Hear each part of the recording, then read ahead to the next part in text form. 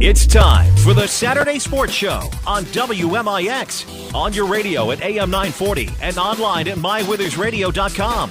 Recognized by the Illinois Broadcasters Association as one of the premier radio feature programs in the state. You're about to roam the region with more guests and content courtesy of Crossroads Community Hospital. Live from the Powerhouse, the Saturday Sports Show starts now. Well, welcome into the Saturday Sports Show, as it was just mentioned here live on AM 940 WMIX, as well as streamed live on mywithersradio.com. I'm Danny Zerwinski. I'll be hosting today as my usual partners in crime here in the morning on the Saturday Sports Show. Mike Richardson and Chris Hugo away on assignment. The Saturday Sports Show brought to you by Crossroads Community Hospital. It's more than a hospital. It's what healthcare should be. Looking out here at Broadway. Starting off to be a partly cloudy morning. Sun's trying to break through. You see some blue skies popping out, but I think we'll have some sun. It's not going to warm up a lot today. Chance of rain later this afternoon for everyone heading out to do outdoor activities, whatever that may be. It is a busy show this morning. We are kind of in that transitional time of year in the sports world where we're winding down sports from the fall sports season in high school and junior high, and we're shifting our gears, much like NASCAR does, into the winter sports season as we start picking into basketball, wrestling, and whatnot. Scholar Bowl, we'll throw that in there as well. Of course, I'm a Scholar Bowl guy. Got to throw that in there. But anyway, today's kind of a busy day in the sports world around here. As you look around Southern Illinois and around the state, some things are starting to wrap up all in one day. You have volleyball super sectionals will be played today. I'll get onto that topic in a little while because I'm not real crazy about why that's being played today. But anyway, cross-country state meet going on in Peoria at Detweiler Park. They'll have 6 races, 3 boys and 3 girls races, and 1A, 2A, 3A today. You also have, obviously, what everybody is talking a lot about is the high school football playoffs enter the second round. Last night, a few games. Today, of course, a bevy of games from 12 noon to 7:30 at night in our area. Lots of choices to go to. So big day as cross-country wraps up. Volleyball will wrap up next weekend. Football will wrap up Thanksgiving. High school girls basketball practice started this week on Monday. Boys high school practice starts on Monday of this week. Next Saturday, we start looking ahead to basketball because a week from Monday, opening night for high school girls basketball, and WMIX Sports will be at a game, and we'll preview that along during the next week and, of course, next Saturday on the Saturday Sports Show. As for today, as we mentioned, there are several games in the area wise for high school football. Your choice and plenty all around. In Class 2A, Quoin makes the long trip to Bismarck, hitting at 2 p.m. That's about a 225-mile drive. We know some of those DuQuoin Indian fans are rolling up the interstate into Mount Vernon and, of course, up north, so we welcome them along for the ride. They're going to be listening to us on their way up. Altoff at Athens today at 2 p.m. That, of course, Athens is a town located by Springfield, and in Carlinville at Casey Westfield at 2 p.m. So all 2 o'clock starts as far as teams that we're worried about. You look at 3A, Vina Goreville will be at Greenville at 2 p.m. today, and then you look at Benton at Carterville, a rematch of Week 1 at 12 p.m. Class 4A, Charleston's at Rochester tonight at 6, Columbia at Harrisburg at 2 p.m., and Alney Alton Marquette at 2 p.m.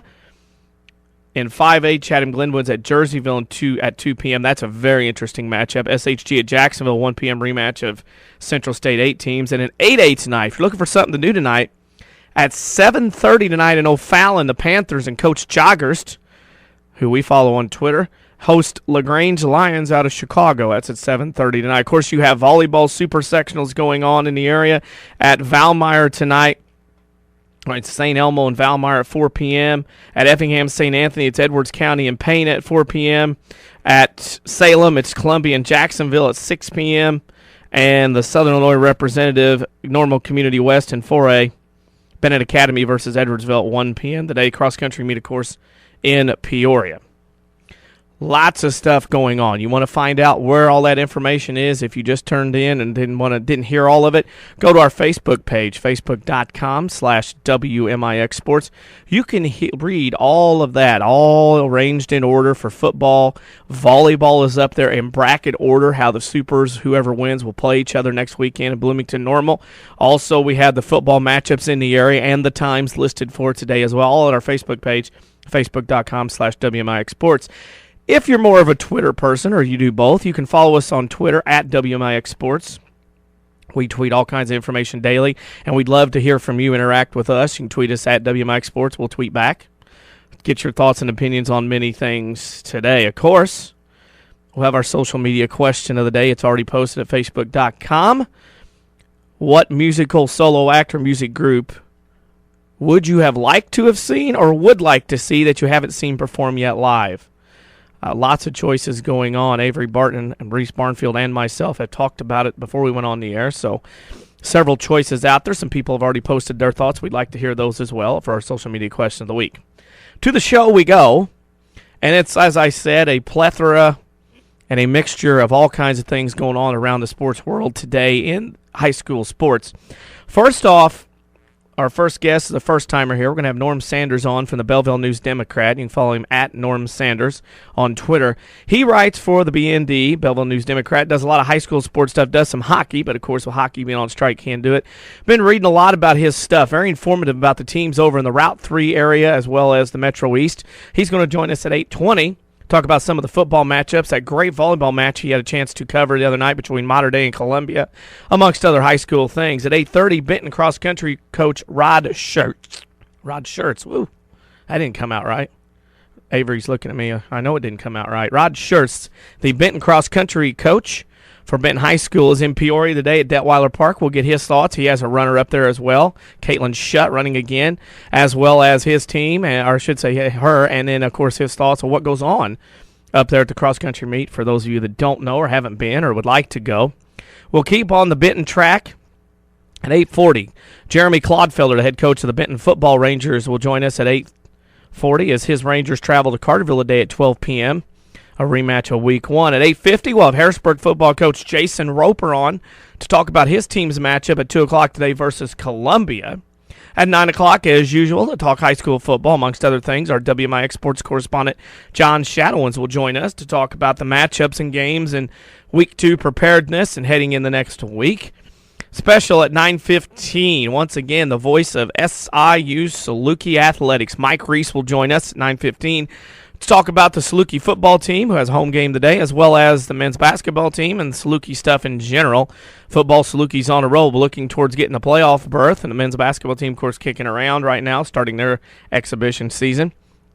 And then around 9:45, we'll have Steve Marek, voice of Quoin Indians football, as he and the other fans and team from Quoin travel up to Bismarck, heading for their 2 p.m. start. So that's the list. A list of 7 and all varieties of college, high school football, high school cross country as well. Remember, you can go to Facebook.com/WMIX Sports, post your thought and question, I should say the answer to the question about our social media sports question of the week. You also follow us on Twitter, WMIX Sports. With that going on and everything laid out for us here this morning, we're going to take a break, and when we come back on the other side, Norm Sanders of the Belleville News-Democrat will join us. This is the Saturday Sports Show brought to you by Crossroads Community Hospital. It's more than a hospital. It's what healthcare should be. Select a checking account that pays you interest. People's National Bank introduces People's Select Checking. It has all the services you have come to expect from People's National Bank. Unlimited check writing, Visa check card, online banking, and bill pay. And you can earn 0.17 annual percentage yield on balances over $1,000. Visit me at 413 South 34th Street to start earning interest on your checking account. People's National Bank, member FDIC, $100 to open. Rate may change after account opening. APY is accurate as of October 16, 2012. Fees could reduce earnings on account. Non-usage fees may apply. When is the last time you looked at the gas prices and thought, I could always pay a little more? Hi, Roy Schmidt, Ford dealer, Ford Square, Mount Vernon. We are all tired of the song and dance of high prices at the pump. So how about we party with fuel economy of a 2013 Ford Fiesta? Right now, you'll find a Fiesta 4-door with an automatic transmission ready to go with 39 miles per gallon highway and for less than $15,000 plus tax, title, and license. Your pocketbook wins twice, saving out the door and at the pump. Wow. Come see one of our sales reps for a Ford Fiesta or any Ford Lincoln vehicle, new or pre-owned, at Ford Square of Mount Vernon, 1501 Broadway in Mount Vernon, Illinois, or visit us online at fordsquare.com. And don't forget to find us on Facebook and Twitter.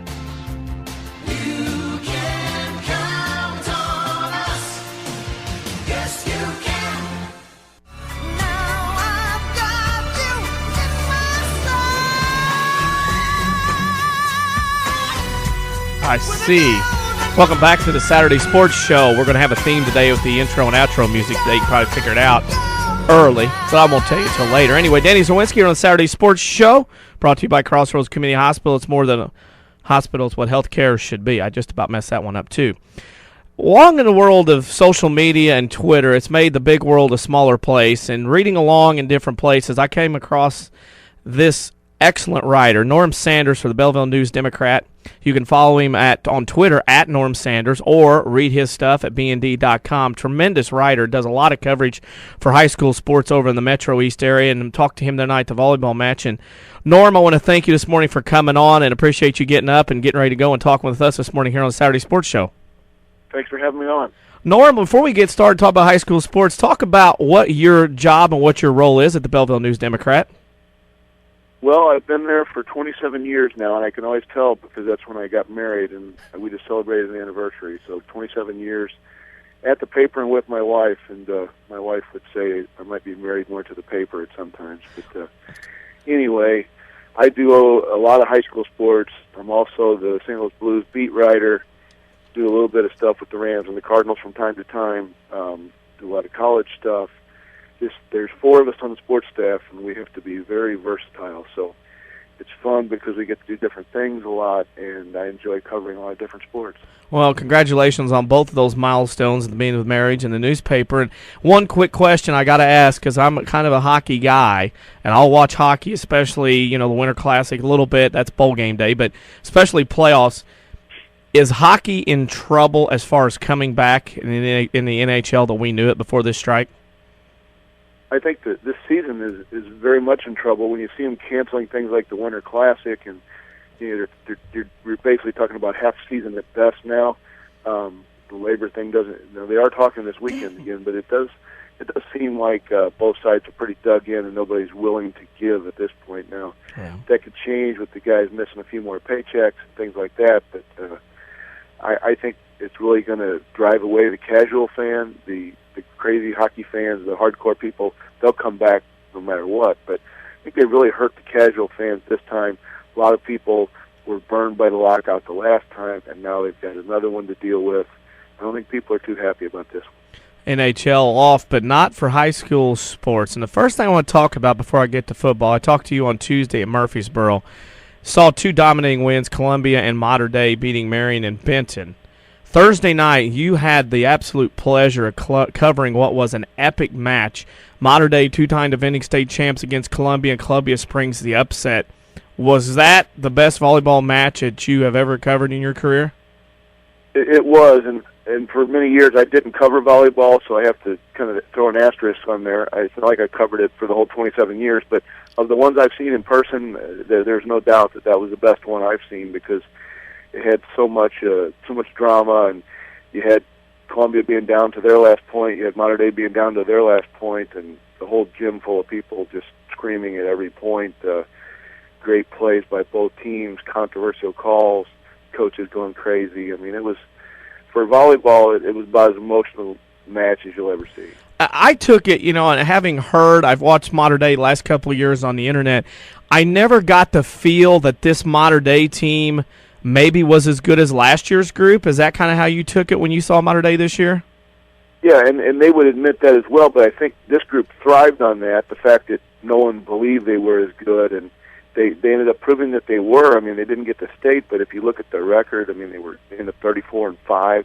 They lose a handful of games to some very good teams, and Columbia down to the wire, a senior-based team. I mean, basically, most of the Mater Dei players this year, other than 2, I believe, were just JV players a year ago that didn't get a lot of varsity time behind that great group of seniors. So to accomplish what they did says a lot, and they had a big target on their backs just because they're Mater Dei and they win all the time. They've won 2 straight state titles, so they dealt with a lot of adversity, but I give them credit for that, and but saying that, I just don't think across the board they were anywhere near as good as those last 2 teams. And today in your area, Class 1A Super, Valmeyer hosts St. Elmo, and then, of course, Columbia will go to Salem up the road north here from Mount Vernon. Will play Jacksonville at 6 p.m. Any thoughts on those 2 matches today? Yeah, they did. They moved that Columbia game to 7 because Columbia's football team is playing this afternoon at 2 in Harrisburg. So that one will be at 7 o'clock. But yeah, I think Columbia's got a definite shot to win that thing. Jacksonville's a very good team, but seeing that they have 9 losses and knowing that they probably didn't play, a lot of the quality teams down this way that Columbia would have. I think Columbia's got a shot to win that. And in Valmeyer, it's a really neat story. I mean, obviously, the town wiped out by the flood back in '93, but this is a team that's hosting their own super sectional, first time ever chance to go to state. One of our small towns, but it's kind of cool because they basically rebuilt the town up on top of the bluffs, rebuilt the high school, had to redo everything, and here they are, a match away from going to state. That's at 4 o'clock today down at Valmeyer. You look trading off from volleyball. We go to high school football, and I believe you're heading up to Athens today for Althoff at Athens. We heard a lot from our side about Chester. They were upset playing a South 7 school in the first round as a Black Diamond Conference school in 2A. What were some of the thoughts over in that part of the world from Belleville and the Metro East as far as playing in Class 2A instead of their usual normal Class 4A? I think it's a case where the IHSA makes the rules and Althoff is playing based on those rules. I mean, if you ask them, they probably would rather be up in a higher class. 2A obviously gives them a better chance to advance further, but they're not used to playing in 2A any more than the 2A people are having them there. And I think it's a crazy rule, and the IHSA always leaves loopholes for different things to happen. And because they didn't win a playoff game since 2005, they miss out on a multiplier that would have obviously put them in 4A, if not 5A. So from that aspect, I understood exactly where the Chester people were coming from, and I understand exactly where the Athens people are going to be coming from today because it's going to be an uphill climb. But this Althoff team isn't anywhere near as good as the old Althoff teams that people feared and won the 2 state titles back in '89 and '90. They're very good, and they're very big, and they're very fast, and you put them in 2A, and it's going to be an awfully tough nut for someone to crack. But I don't think that Althoff was, celebrating by being in 2A like some of the public school advocates would have you believe. Right, and Althoff, of course, goes to Athens today, 2 p.m. Another team that I'm going to get to see today, very interested to see, is Columbia. The way they manhandled Mount Carmel last week at home, they go to Harrisburg today. It's kind of a matchup of the tortoise versus the hare with the speed of Columbia versus the power and strength of Harrisburg, isn't it? Yeah, and I've covered Columbia several times this year. Very impressed with them, and they do have a lot of speed, especially on the outside. But what some people overlook is they have one of the hardest running backs I've seen in a long time, especially at that level. He's about a 6'1", 220-pound just bruiser that will not go down with one person tackling him. And if you saw the Mount Carmel game, I mean, he probably picked up 50 yards after the first time people hit him if you look at all his carries over the course of the day. So I think that, Harrisburg's going to obviously control the ball, keep it away from Columbia, make it a low, a lot of time off the clock type deal, and Columbia's going to want to get it, try to take advantage of that speed on the outside and in the return game and try to get some quick hits off them. So classic playoff matchup, and they'll see who comes out on top. O'Fallon at home tonight against LaGrange Lions out of Chicago. Of course, there was a classic Edwardsville beating East St. Louis last night. It's kind of like now the Metro East is living in hog heaven as far as high school football is concerned, isn't it? Yeah, last night was a special one because that was the only game in town, at least in our neck of the woods, and everyone was there. I mean, it's East Side, it's Edwardsville, it's on the turf up at Edwardsville. Edwardsville comes from behind, down 12-0 in the third quarter and wins 21-18 off some late turnovers. But, I mean, no one had beaten East St. Louis on the field, I believe, since 2005 in that conference, or anyone around here, basically. So anytime anyone beats East St. Louis, period, it's big news. But for a team in their conference to do it and knock them out of the playoffs, I mean, it makes it even bigger. Big day for the Belleville News-Democrat. You got volleyball, you got cross-country, you got high school football. How does a newspaper with a staff that you have divides and goes and tries to cover everything possible for the teams that you cover in that area? Well, there's 4 of us, and we're all doing at least 2 things today. I know I'll be at the Althoff Athens game, and then I got to come back and write some volleyball up. But we've got Steve Cordy's covering Columbia football and volleyball.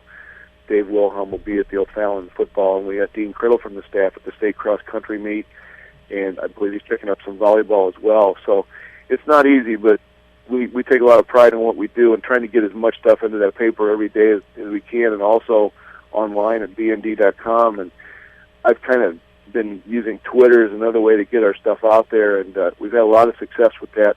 Without the Blues being in business this year so far, that's where I started using Twitter. But I found that the high school folks are just as excited about it as the Blues fans, and I picked up a ton of followers that way, and it's great. We have people helping us out and posting updates from other games and things like that. So I use Twitter kind of as a tool to get the info out even quicker than we get it out on our website, and obviously then it'll be in the paper the next day. So hopefully people are using all aspects of what BND.com is all about. We definitely do that here at WMIX Sports. We have followed you, and we retweet a lot of your great stuff.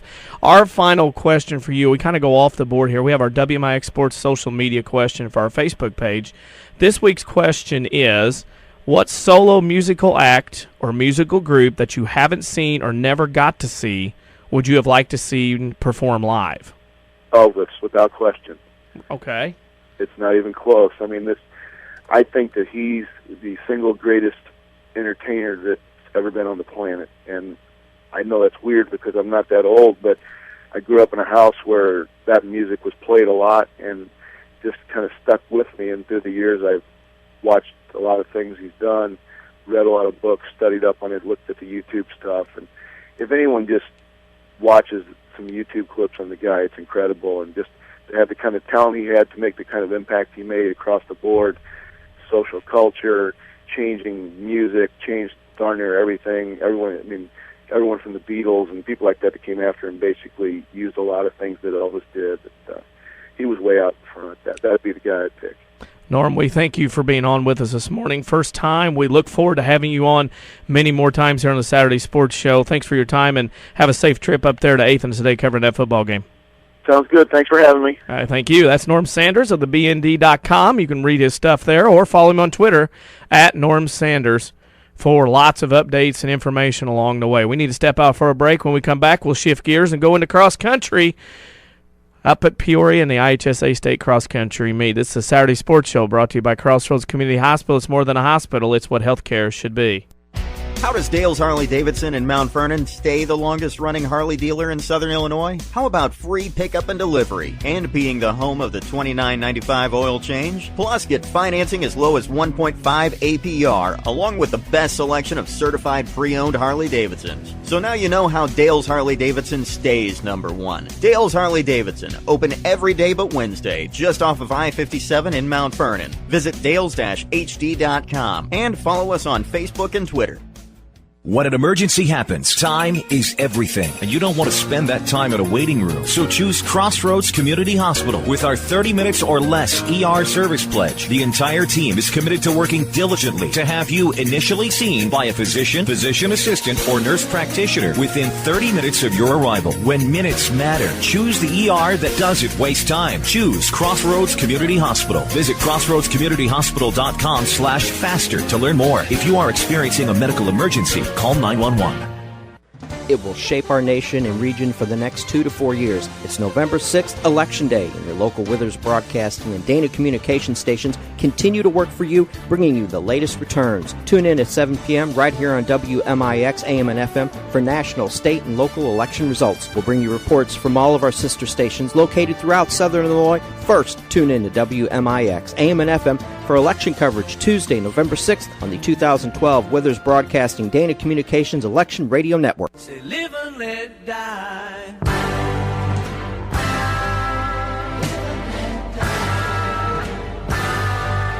Live and let die.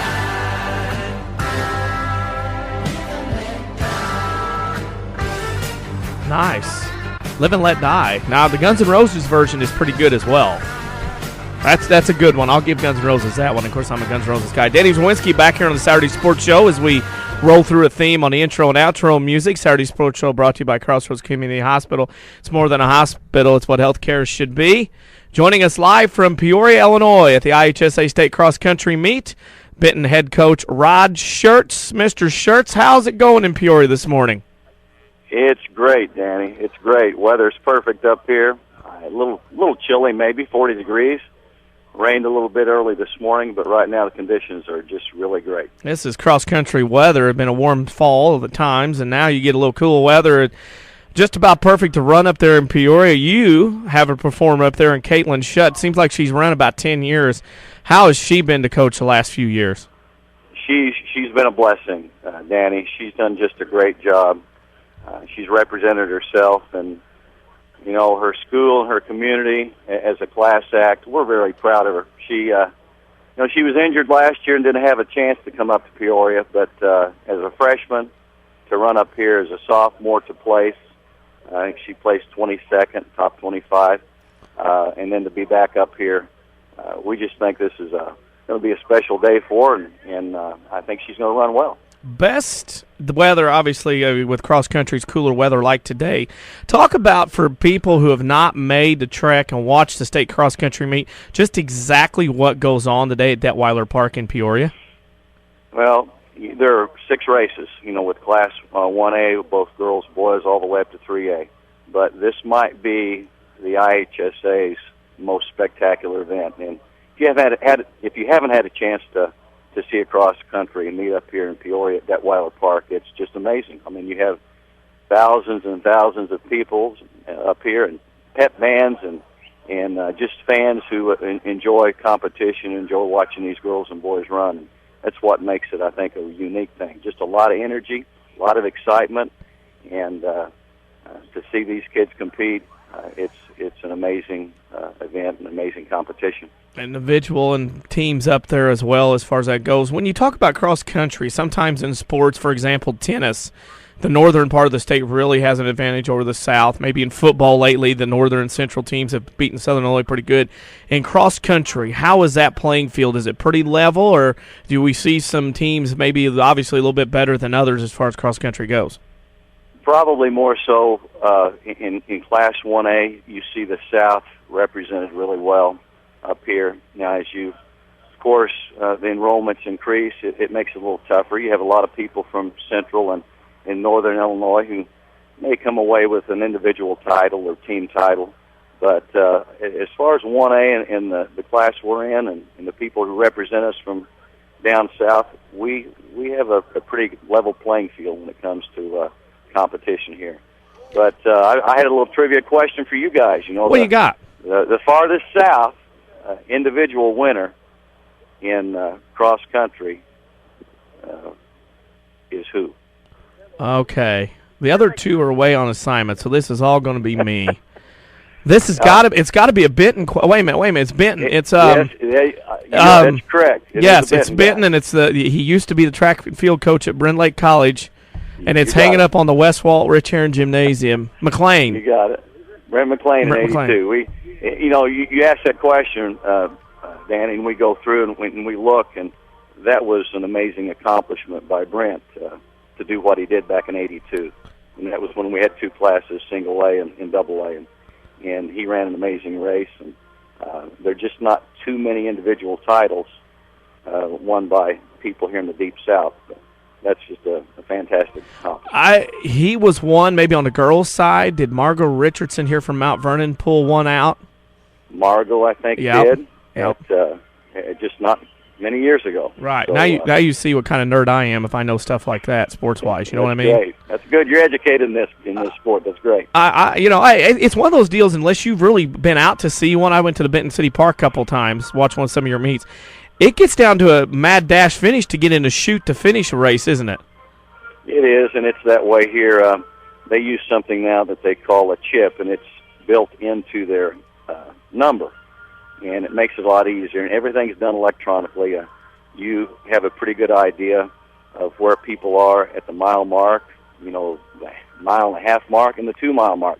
So this it's all electronic. And, it reads the chip, and it lets you know who's crossing at what given time and what team standings are at that given time. So it's changed over the years, dramatically.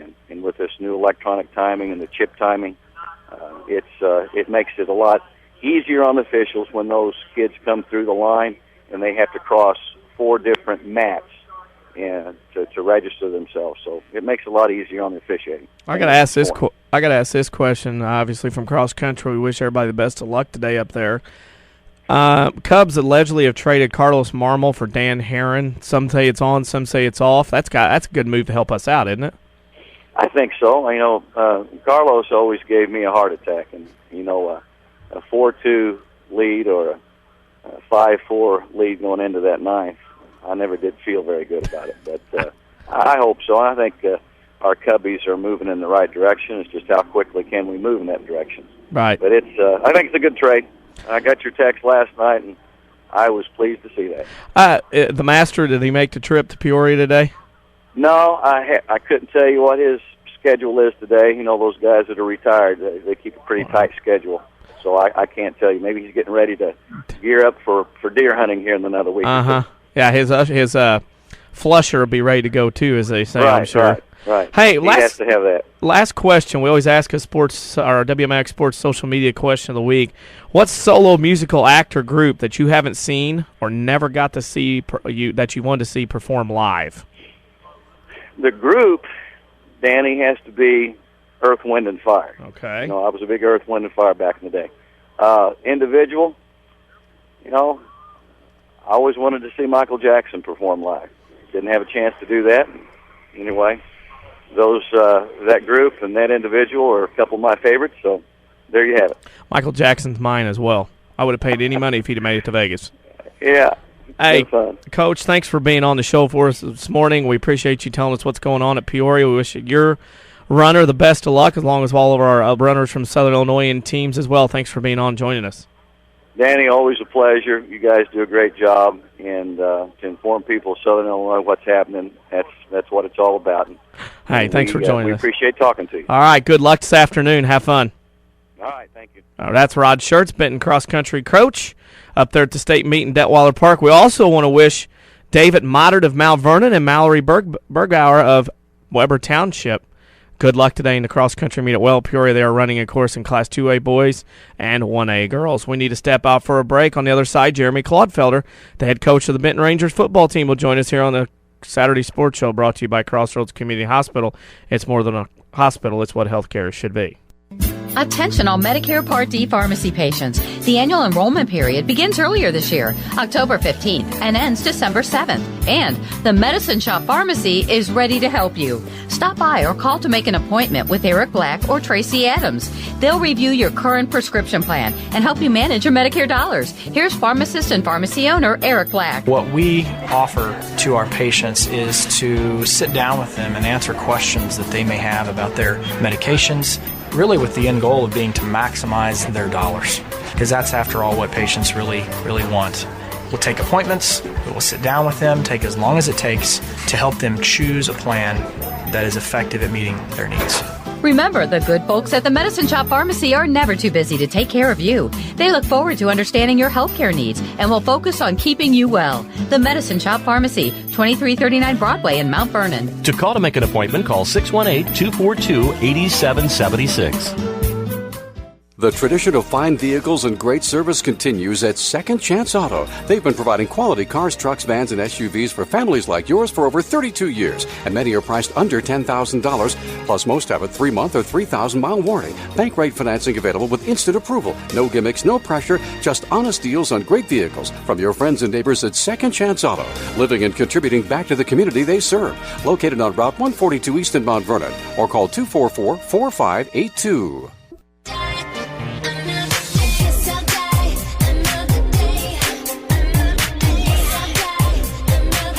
Welcome back to the Saturday Sports Show. Things you should not see. Thank goodness it's radio. Denny Zawinski hosting the Saturday Sports Show today. Chris Hugo, Mike Richardson away on assignment. Joining us now, going to the phone line, Benton High School football coach Jeremy Clodfelder. And, Coach, you got to be feeling pretty good this morning on this wonderful November Saturday. Well, I think anytime you get up, Danny, and you got an opportunity to play in November and the air's crisp outside, I think you got to be pretty pleased with where you're at, but just not be satisfied. Reading the paper this morning around, I thought you brought up an interesting quote about, playing another team that you've already played and everything else. The motivation being to get to the quarterfinal round should be the main thing. I couldn't agree with you more on that statement, rather than trying to beat a team twice in 1 year for revenge or whatever reason. Well, anytime you lose the game you play early on, there's always that sense of revenge factor because you want to redeem yourselves, and we don't have that. We don't have that on our side naturally because we won the first game. But our motivation has to be going down and playing better than we did the first time, and even playing better than we have the last couple of weeks. We haven't played great in some areas of the game. And again, getting an opportunity to come back home. If we were able to come out and do the things we're capable of doing today and find a way to win the game, regardless on the other side who wins, we'd have a quarterfinal game at Tabor Field, and that's got to provide some motivation for our guys. Motivation to get back home. I look back 2 weeks ago. You had a tough loss at Harrisburg for the conference. You come back, and you had a very close game against Carlisle throughout. How important was that to kind of get your team's edge back off of that loss to Harrisburg and get their minds refocused on the playoffs? Well, I think it was important. I think it was huge to get that 8th victory there at home against Carlisle. We didn't go against a bad football team. That was a great thing. We didn't have a slam dunk layup type of game following a tough loss for a conference championship. We had to get back up and play another, opponent that was playing for their playoff lives. If they would have beaten us, they probably would have had enough points and would have gotten the playoffs. So they came out very spirited and playing for their season and some of their seniors' careers. So I think that actually helped us more than anything. Was we had to go play a team that was desperate, that was going to play with a lot of guts and enthusiasm, and that's kind of what the playoffs are all about. Everybody you play, every game that goes on now, you're playing for your season. Every game you play now, you're playing maybe for some seniors' careers that may never play the game again. So I think that game was really a huge game for us. Speaking of huge game, last week Robinson rolls in from what used to be the Apollo into the Lick Conference, a little Illini Conference. That game there provided a little different opponent, a little different thing to prepare for. When you're in the playoffs, are you guys rather see somebody familiar, or you want to see somebody totally out of the box that you haven't seen? Well, I think especially in round one, you'd like to play somebody different. That's part of the playoffs. I think that's what makes it unique in ways when you have an opportunity to play somebody different like that. And we played against a football team that was very, very disciplined. I mean, that team right there was about as disciplined and fundamentally sound as any football team. Their front six we thought were tremendous. Their defensive line maybe was the most solid defensive line we've gone against all year in terms of fundamental technique. They presented some problems for us, but we did some things in the game. We got a punt block late. We turned the ball over, fumbled it up, put it on the ground late. They got a couple scores within about 75 seconds, which made it seem a lot different than it was. And then you're kind of trying to run the clock out and finish the game and win, where if we just take care of ourselves sometimes, and you have to credit the other team because some of those things happen because they're good and they make plays. But if we would do a better job of taking care of ourselves, then maybe we won't find ourselves in that type of situation. Speaking of that situation, today at noon against Carterville, a team you beat in Week 1 at Carterville. You return there today at noon for this matchup. What has Carterville improved on to get to this point? Because they were almost a team dead in the water just a few weeks ago. Well, I think you have to look at it a couple of different ways. One, I think that anyone playing today, anyone that's still got their football program intact and they're playing a game today, has had to get better from Week 1 till now. Otherwise, you wouldn't be playing. And even on the flip side of that, there's a lot of people who got a lot better from Week 1 to now who aren't playing. So I think both football teams had to have gotten better along the way. The one thing I think you have to look at in terms of Carterville, I think they've become more comfortable in the system and schemes that they've gone to. They were always kind of a wing slot, Air Force Navy style, triple option midline type of football team on the fullback belly. While they'll still do that, they're doing it more of a gun, and they're doing more of the zone read or the power read game. It's a 1-2 punch with Frangelo and Ashman, and they've really started to gel. Their offensive line's gotten better. Their defense is playing more spirited. They're creating a lot of takeaways. They're getting a lot of turnovers from people, and I think when you look at the game, I think when you look at both teams, both programs have gotten better. I will also, I'll try and spin that a little bit, like we did to our players. When everybody said that Carterville was kind of dead in the water and they weren't very good, they weren't playing well, they were 0-2 and they lost to us, who is 9-1 right now. And they lost to St. Joe Ogden, who's 9-1 right now. And then they kind of went on their run prior to the Quoin game, and they got beaten that game, and then they ran the tables from the rest of the way out to where we're at today. So I think sometimes you have to look about who they lost to. Yeah, they were 0-2, but I think they lost to two pretty good football programs, which maybe wasn't a clear indication of that they weren't very good early on. You look at Quoin; Quoin lost to two pretty good football programs week 1 and 2, and then all of a sudden now they're 7-2 and have gone on a nice run. They're 8-2, actually playing again today up north. And I think you have to kind of look at the whole schedule and why there was that I guess perception of that they weren't very good early on. I can honestly say great minds think alike because you took the next 2 questions or 3 right out of the way. You did everything right there with my 2 questions. So great minds think alike. So I'll get to the final one because I know you're busy. You got an early start at noon today. It's our sports social media question of the week. What solo musical act or musical group that you haven't seen or never got to see would you have wanted to see perform live? Oh, boy. I tell you what, I've seen a lot of them now. But one that you haven't seen. Oh, that you one said, I haven't seen. Yeah, it could be before you were born, early, whatever, any of it. Well, I guess I would probably have to pick.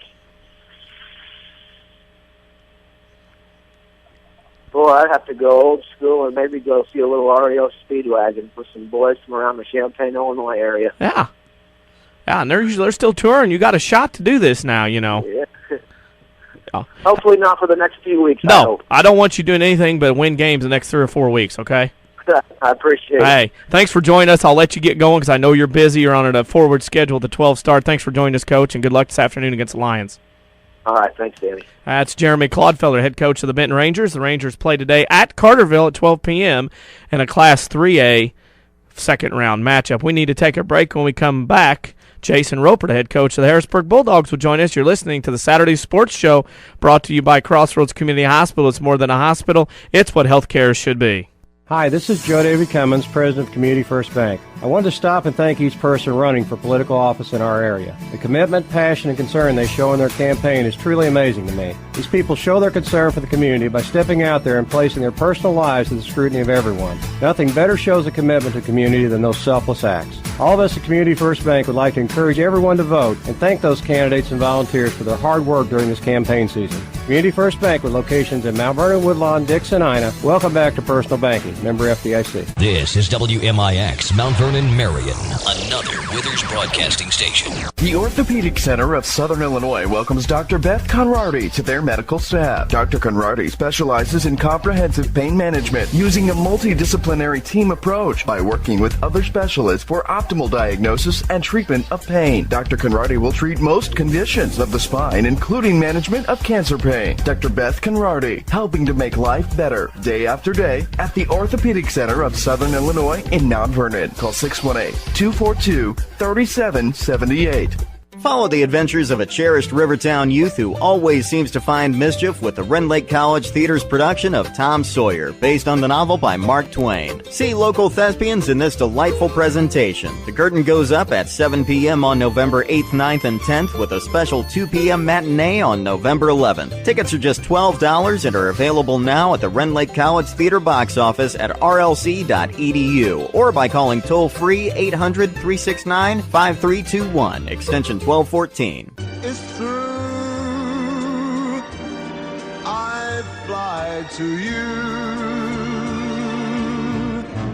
from Russia. Nice. Welcome back to the Saturday Sports Show. As you probably have already figured out, the outros and intros are James Bond movie themes, with the new Bond movie coming out next weekend. A lot of us here at the studio will be going to watch it. Denny Zerwinski here on the Saturday Sports Show. Brought to you by Crossroads Community Hospital. It's more than a hospital. It's what health care should be. We'll go straight to our phone lines. Joining us now, Harrisburg head football coach Jason Roper joins us now. And Coach, how do you feel to be playing on the first Saturday of November in the high school football playoffs? Great. Hey, you have I want to go back a couple weeks. I've been impressed. Haven't seen your team till today. When I go down there, I'm going to be there watching the game today.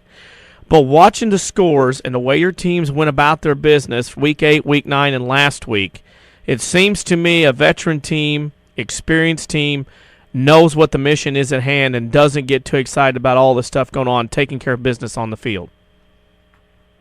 Yeah, I think so. Our kids have done a great job, as far as improvement goes. I think they, early in the season probably were making some mistakes on offense and, some things that were killing drives and those type of things that we've cleaned up as the year went along. I think our kids understand that. Like you said, a lot of them are seniors. They're a veteran group, so they kind of understand the game, and maybe more so than some young kids, and they've done a really good job of improving as the years went along. I look at your group, and last week against Heron. Heron was a team that got in, tiebreaker. You and Heron have matched up before in close matchups, but the way your team went about beating Heron last week, what was the key to your team getting out and winning that game last week? I think our kids have a mentality right now that we're going to approach them one game at a time. And last week we were playing Heron, and that's what our focus was. And we've got some kids that are multi-sport athletes, have been in some big ball games that have been in nervous situations before and had some pressure on them. And I think the other thing is our schedule's tough enough that our kids got some pressure on them each week, and they just approached it business-like and went out there and executed and did a really nice job. And again, we got Columbia this week, and we're not looking past anybody. We're taking Columbia, taking them one game at a time. They're a very good team. They're fast. They're physical. They got a great record. They're very well coached. It's definitely going to be a challenge for us. That Columbia team you speak of racked up 57 points last week at home against Mount Carmel. Kind of a tale of the tortoise versus the hare today. Your team being more powerful, bigger, stronger compared to Columbia, who likes to get up and down the field in that spread offense. One thing about it, though, Columbia does run the ball very well out of that spread offense, which makes it doubly tough. What are some of the things you're going to have to do today, without telling everything, to stop or contain the Columbia offense? I think one of the keys is they have a quarterback that's probably, to me, is probably a converted running back. He wears number 21, runs the ball extremely well, runs hard. Their running backs ran for 1,300 yards. So they're in the spread, but their focus is to run the ball first. So we'll try to make them one-dimensional and, force them to throw a little bit more than maybe what they want to.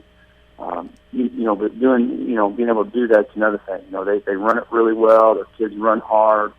So our defense is going to be challenged to tackle really well, get a lot of people to the ball, and hopefully we'll do a good job there. And I think the other thing is our offense has got to be a good defense. We got to keep their offense off the field and limit their opportunities and beat them up on offense. That way, they have some kids that are going both ways, and maybe as the game goes along, those kids take a pound them, and where they get worn out physically, and it makes them a little tougher on them to execute on offense. I guess that's what I'm trying to say. So, hopefully that our game plan goes well. I think we're maybe have the advantage special teams wise in our kicking game, and hopefully field position. We can win that battle. Win that battle on special teams, and should be a great ball game. I think it's going to be 55 degrees, maybe a little cloudy. Hopefully we'll get a lot of people out to support our kids. I plan on being out there today watching this ball game, and you look at playing at home, and I ask this as a coach. Instead of getting up this morning and riding that bus to Columbia, they have to come to Harrisburg. What differences are the biggest difference as far as preparing to be at home compared to being on the road on a game like this with the distance between the two towns? I think one thing it allows you to do is, your kids are able to get out this morning, walk through some things, talk about some things, get a good meal, a light breakfast or something, and really get focused on the job at hand. Where if you're on a bus and you're riding and you're sitting and that type of thing, that kind of takes a toll on you. Hopefully our kids will come out today with fresh legs, and this time of year you're always worried about maybe cutting your practice down and keeping your kids fresh and keeping them energized and wanting to continue to play the game. So that's been one of our focuses, and hopefully our kids will stay healthy today and be able to come out and give their best effort. Our final question is, we kind of stray off the beaten path with our WMIX Sports social media question. This week's question is, what solo musical act or musical group that you haven't seen yet or didn't get to see that you would like to have seen perform live? Oh, wow. I think probably one of my, I don't know, I'm kind of a rock, heavy metal type guy, something like that. So I'll go with maybe, how about Breaking Benjamin? Nice. Nice. All right. Their guys, he's always in rehab, so, and you never can catch him live, so. Well, see, my problem with mine, and you mentioned heavy metal, is Guns N' Roses. Most of his time in rehab. Right, well, I'm Guns N' Roses guy, and I'm still waiting on them to figure out when they're going to drop all their egos and get back together with the original lineup. But you and I are kind of in the same boat, it sounds like. Yeah. I guess when they both go back on, you and I can get together and take off, I guess. Yeah, that'd be awesome, man. Hey, good luck this afternoon. I look forward to seeing your team play heading down to Taylor Field this afternoon. And tell that Steelers fan you deal with on a day-in, day-out basis, I'm going to be down today. Check him out, okay? Okay, sounds good, all man. Right. Thanks. Thank you, Coach. Jason Roper, head coach of the Harrisburg Bulldogs. His team plays Columbia today at 2 p.m. at historic Taylor Field in Harrisburg. We need to take a break. When we come back, our WMIX sports correspondent, John Shadowens, will join us, talk some high school football in the area. This is the Saturday Sports Show brought to you by Crossroads Community Hospital. It's more than a hospital. It's what healthcare should be. Hi, this is Nina Reitnauer, relationship banker with People's National Bank in Mount Vernon. People's National Bank is focused on providing the best possible customer service and products to meet the needs of our customers. If you aren't receiving the products and services you desire, maybe it's time to make a change. Change the name of your bank for the last time and make the switch to People's National Bank. People's National Bank, serving Southern Illinois since 1909. Member FDIC, wireless carrier fees may apply. When an emergency happens, time is everything, and you don't want to spend that time in a waiting room. So choose Crossroads Community Hospital with our 30 minutes or less ER service pledge. The entire team is committed to working diligently to have you initially seen by a physician, physician assistant, or nurse practitioner within 30 minutes of your arrival. When minutes matter, choose the ER that doesn't waste time. Choose Crossroads Community Hospital. Visit crossroadscommunityhospital.com/faster to learn more. If you are experiencing a medical emergency, call 911.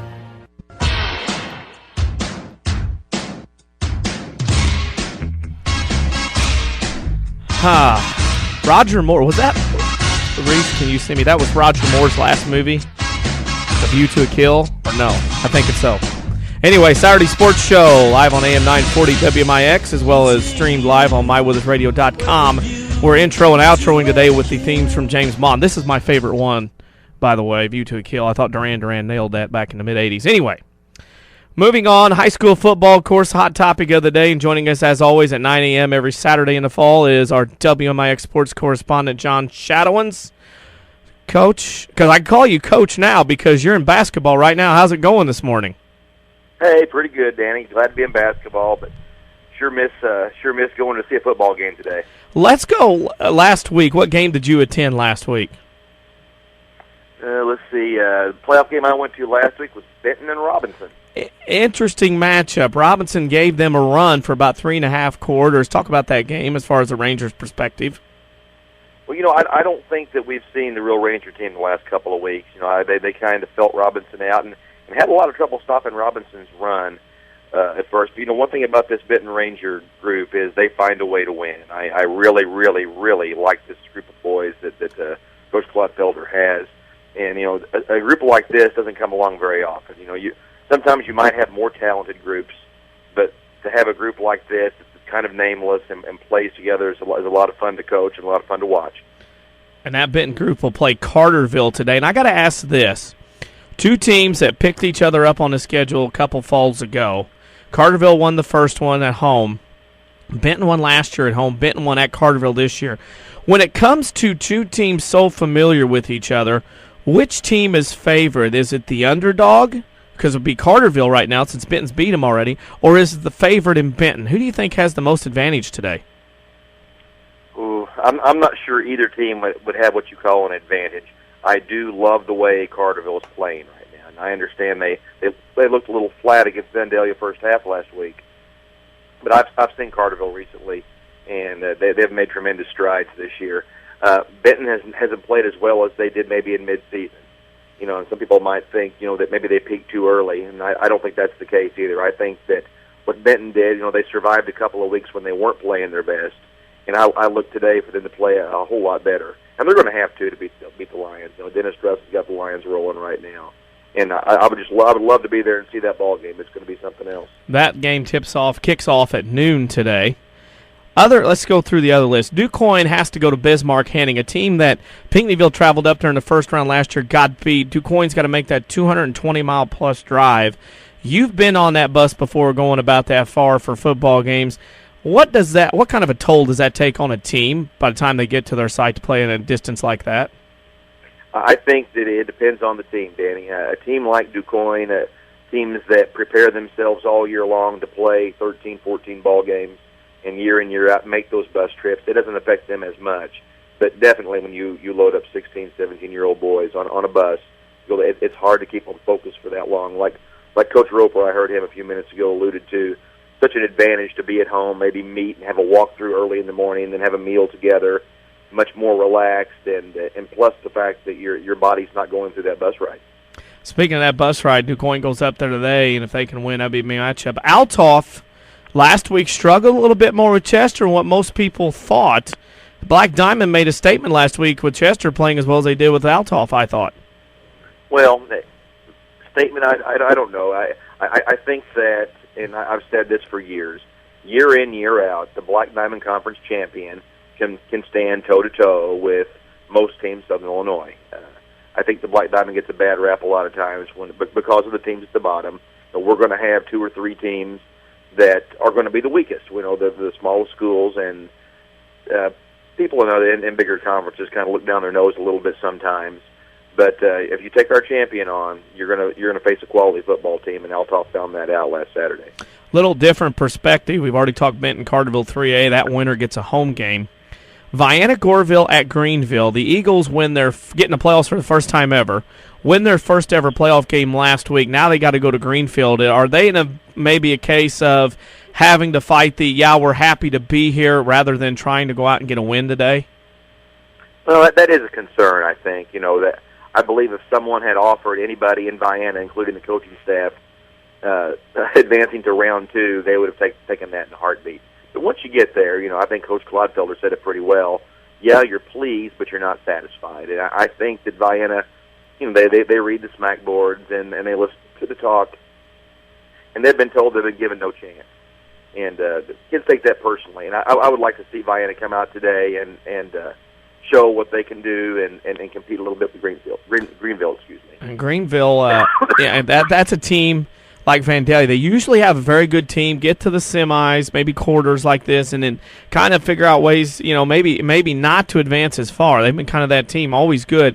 The winners, of course, Greenville would play the winner of Benton Carterville. We go to 4A now. Columbia at Harrisburg. This is the game I'm going to today. A very intriguing matchup. I kind of labeled it the tortoise versus the hare. You got the hare being Columbia and tortoise being Harrisburg.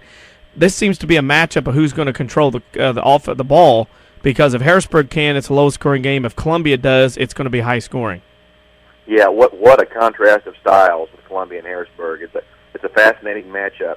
The one thing that maybe people who haven't seen Harrisburg much don't realize, Harrisburg can throw the ball. I mean, the Roper kid could play a quarterback in any system. He could play in a spread and flourish there. The coaching staff in Harrisburg decided that this was the best thing for this group to play the double wing.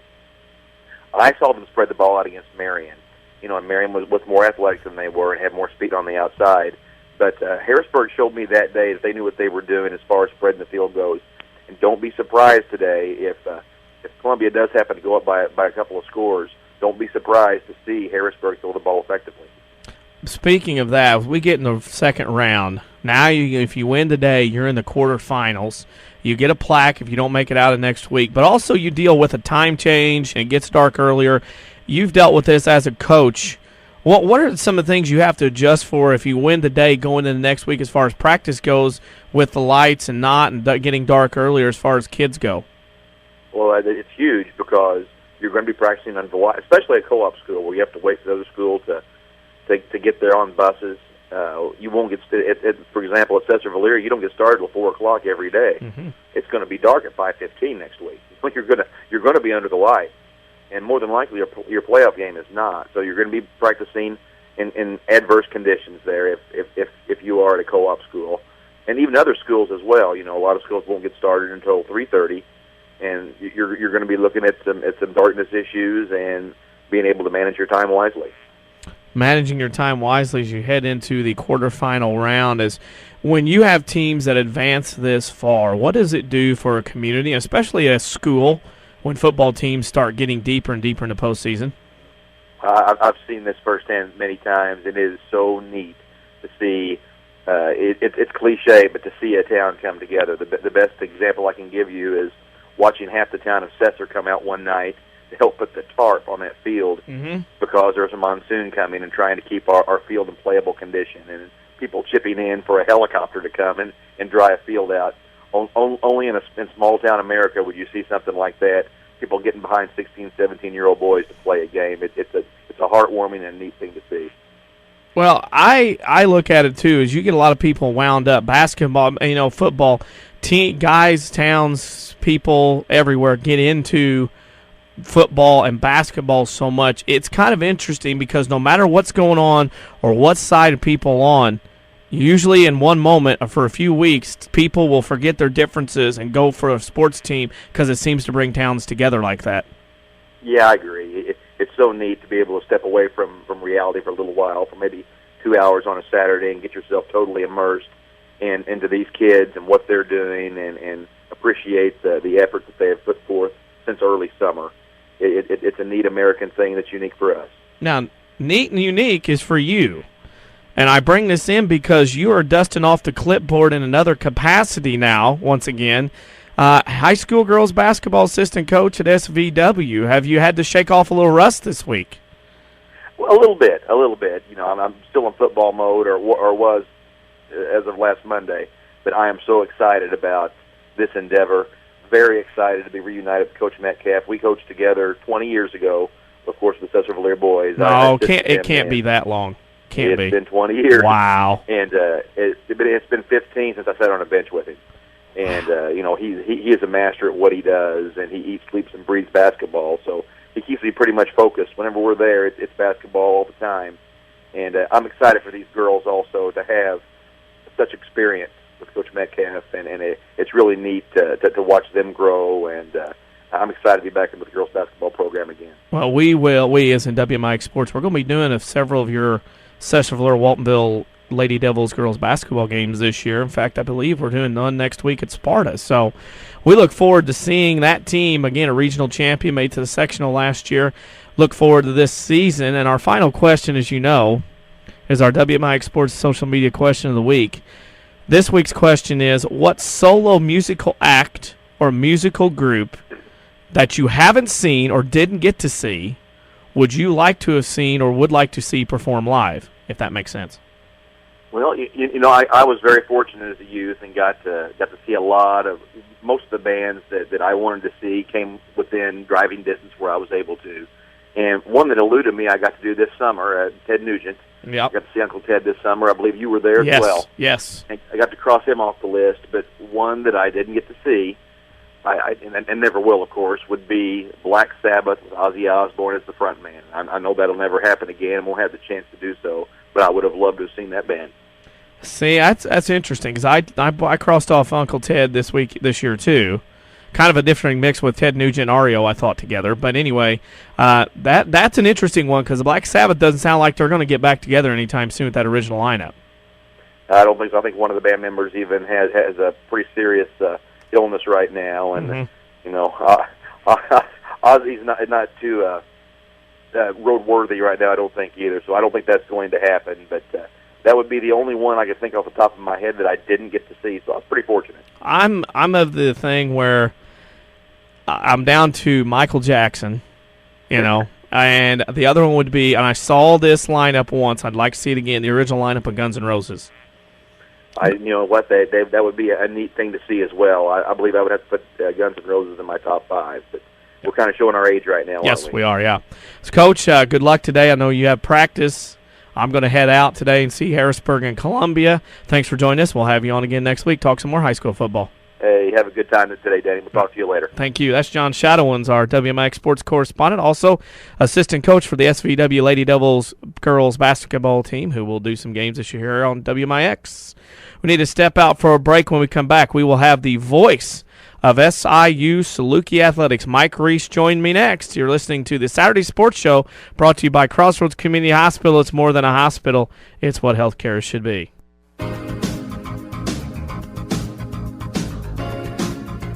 Have you ever stopped to think about how much time we do not have during the day? Hi, Roy Schmidt, Ford dealer at Ford Square and Chrysler dealer at King City Chrysler, Mount Vernon.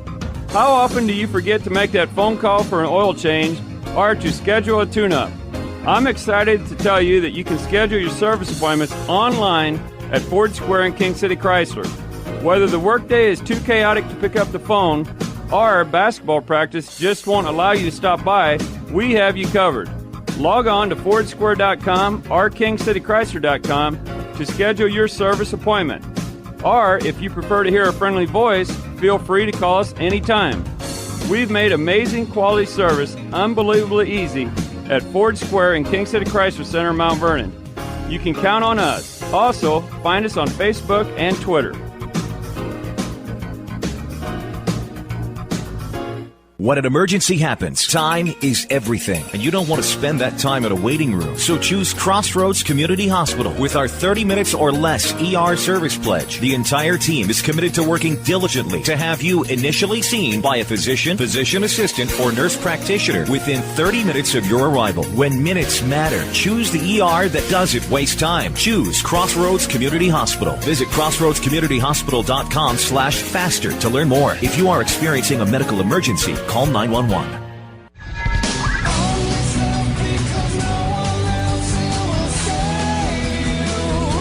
Welcome back to the Saturday Sports Show on WMIX AM 940, as well as stream live on MyWithersRadio.com. Denny Frowinski here today. Mike Richardson and Chris Hugo on assignment. Joining me now, the voice of SIU Athletics, Mike Reis. Mr. Reis, how are you on this lovely November Saturday morning? I'm great. Danny, how are you? I'm good, and you have to be feeling very good as well from the SIU perspective. The football team, I think, has answered a lot of the questions that were being asked at the beginning of the year as we sit here on November 3rd.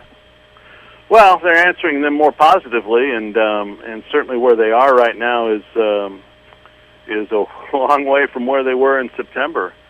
In September, the talk was, would Southern have a losing season for the third straight year?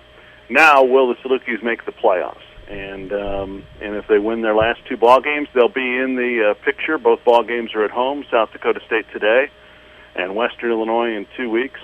And so it's the position that Southern prefers to be in, and it is a much better position than it was 6 weeks ago. 5-4 right now, 4-2 in the conference, but really some major strides. And I think it started, obviously the Indiana State loss at home was tough, but to turn around the next week and win at Illinois State, that kind of, to me, was a springboard as far as this football team making its run toward a playoff berth here late in the season. Well, no question. They beat the ninth-ranked team in the country and shut them out.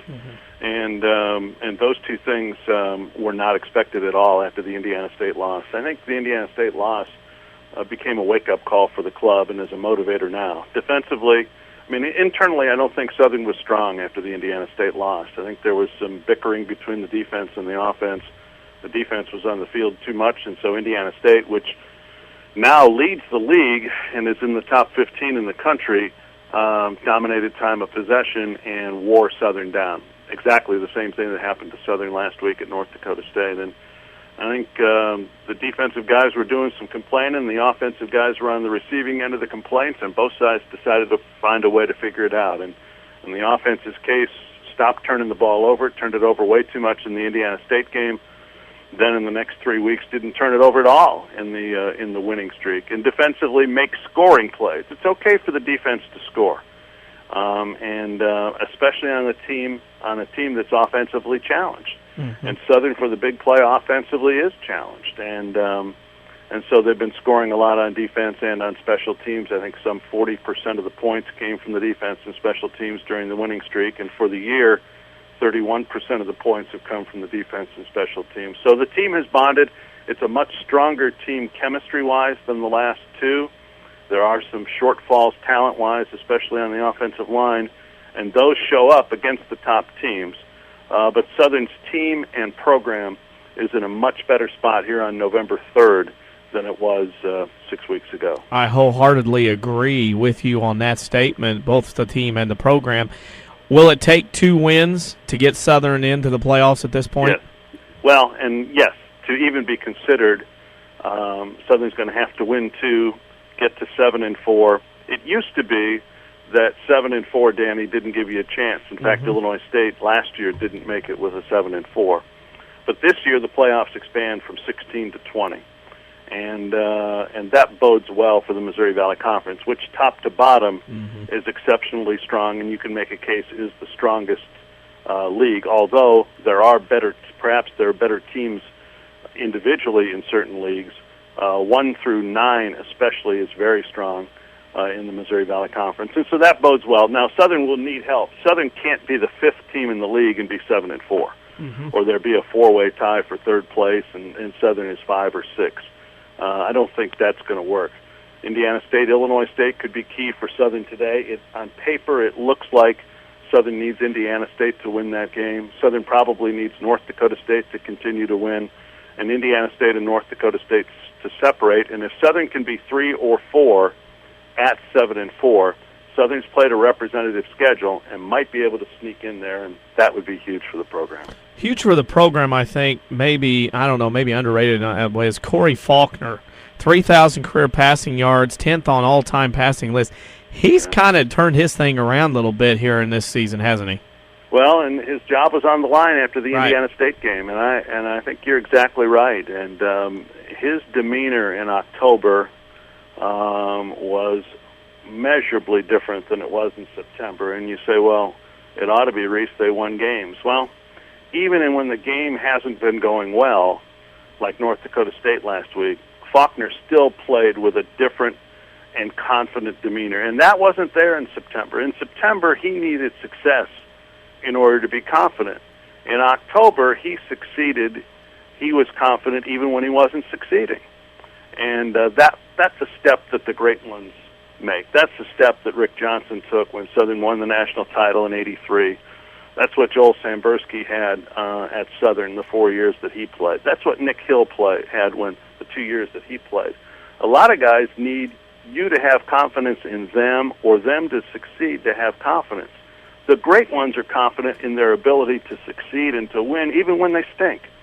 And Faulkner didn't have that. Well, he's gotten that now. That bodes well for Southern. Southern's still offensively challenged.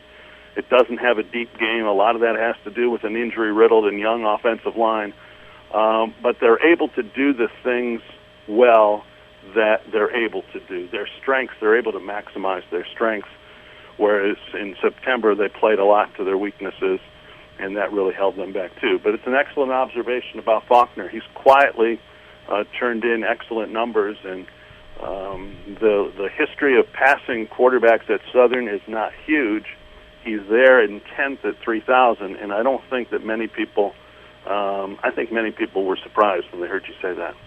Corey Faulkner leads again. I think this is one of the coolest nicknames in sports. The Jackrabbits come to town. Is that one of the best ones you've ever been around, or is there better than the Jackrabbits? Salukis. There's not anything. Not only is Brookings to Carbondale as indirect, Brookings, South Dakota to Carbondale, Illinois is indirect of a route as you can have. Those are the two weirdest nicknames. Although the basketball team that Southern plays tonight, Upper Iowa, their nickname is Peacocks, and that doesn't strike me as a strong name for male teams. Well, you?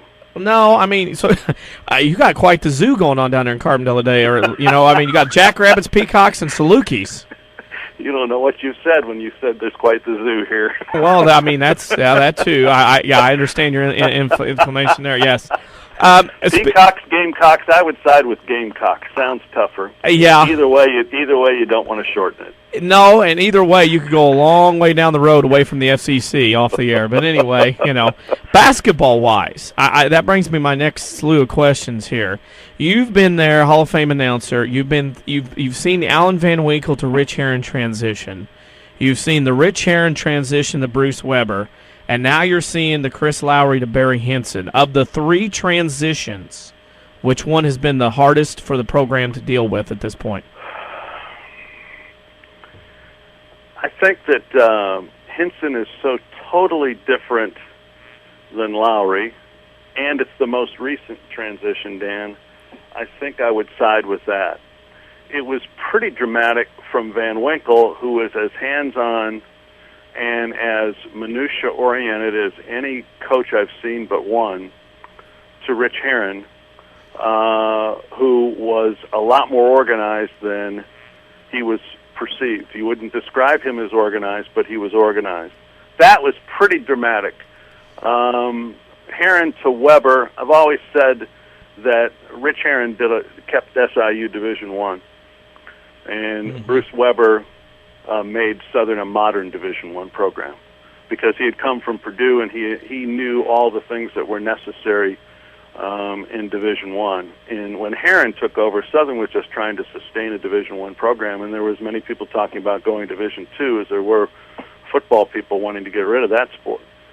So all three were pretty dramatic, but Herron to Weber was the least dramatic of the three. And right now, I would say Lowry to Hinson is a dramatic. Hinson is very hands-on, and he manages everything to a T. Practices are unbelievably different than what they were. There's just an unbelievably different emphasis. Mm-hmm. In the end, it's going to be about recruiting. It doesn't matter whether you're a micromanager or a macro-manager. In the end, college athletics, let alone basketball, college athletics was, always will be about recruiting. It's 70 to 80% of it, and that's where Hinson will be judged, because that's what will determine the wins. You mentioned that, about the program being where Rich took over from Van Winkle. That was probably, like you said, one of the darkest days, because they were that close to being down to Division II. Rich kept it there. Weber kind of came over and took over what Rich had made. I mean, it wasn't like the program was out in the barren desert. There was some cornerstones there, but now Hinson has had to have some walk-ons come on recently due to injuries and whatnot. I mean, how desperate of a situation is it right now going to be in this first year for fans and administration alike at SIU to be patient with this team, understanding who's on this team and what's going on? Administratively, I think Southern understands what's going on. It's going to be 2 years before Southern is even close to where everybody wants Southern to be. But look, I've said it before, and I believe it to the end, and it's because I'm old. You're not old. Southern is about 7 years on. Southern is so cyclical, Dan, if you go back and look at it closely, and it doesn't matter whether it was Jack Hartman or Harry Gallatin or Paul Lambert or Van Winkle or Gottfried or whomever, there's about a 7-year stretch when Southern is on, and there's a 5-year stretch where Southern is off. And whether Southern had changed coaches or not after last season, it was still going to take 2 more years. Now, it may take an additional year because of the debacle that Barry Hinson inherited, but it's going to take at least 2 more years, no matter who they had hired as a coach, and no matter whether they had changed coaches. It's just the nature of it, and it's just the status of the current program. It's going to be a while, and but Southern will be back. Southern will be back. Southern will be strong. Southern will contend in the Missouri Valley Conference. This club this year will be more offensive-oriented. Hinson has already spent more time on offense this year than they did all last year. And so it will be different to watch. They will play a Kansas-type style. Defense is still important, and Hinson talks about Southern's defensive tradition. At the same time, his defense is different than what Southern has played in the past, although effort, which led to the floor burn U nickname, is still going to be an important part of their defense. So There's going to be some rocky moments. I thought he made an interesting observation, Hinson did about 3 weeks ago, when he said, we're going to win some games that nobody expected us to win, and then we're going to lose the next game because we're not mature enough to handle it. I think that's going to be part of it. There's a different air about SIU basketball, and a refreshing air that was necessary, especially after the last 2 years. And so it's going to be very interesting to chart it. In terms of wins, you'd be silly to chart a number. At the same time, the schedule has been softened enough, Danny, that they have an ability to win more than the 8 games that they won a year ago.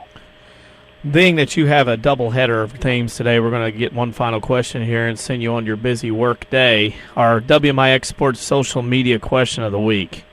What solo musical act or musical group that you haven't seen or didn't get to see for whatever reasons they're not able to perform anymore that you would want to see perform live?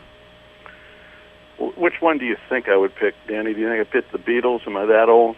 No, I'm not saying you're old. No. I mean, you got jackrabbits, peacocks, and salukis and whatnot in town today. I mean, lions and tigers and bears, but, yeah, really. Personally, I like lions and tigers and bears better, but than this trio. But I think I'd say Rolling Stones. Never saw them, have an interest in seeing them. Know a lot of people who've seen them. They have similar tastes to me, and they really enjoyed their performances, and so I think that's one I'd pick. Now they're back around. They don't go away. They're back around again. Well, can I clarify to say that it's the Stones of about 15 years ago? Yeah, you can do that. Yeah. Mike, thanks for taking the time to join us today. I know you've got a busy day with football and basketball. We appreciate taking time to join us and look forward to having you on again in the near future. Anytime, Danny. Thank you. Thank you. That's Mike Reis, the voice of SIU Athletics. Of course, the football game today at 2 o'clock, the pregame show at 1 o'clock. Of course, basketball tonight as well. Let's see what time basketball starts. I'll just look that up real quick. Basketball tonight starts at 7 p.m. on our variety of plethora of stations on the Saluki Sports Network, VZA.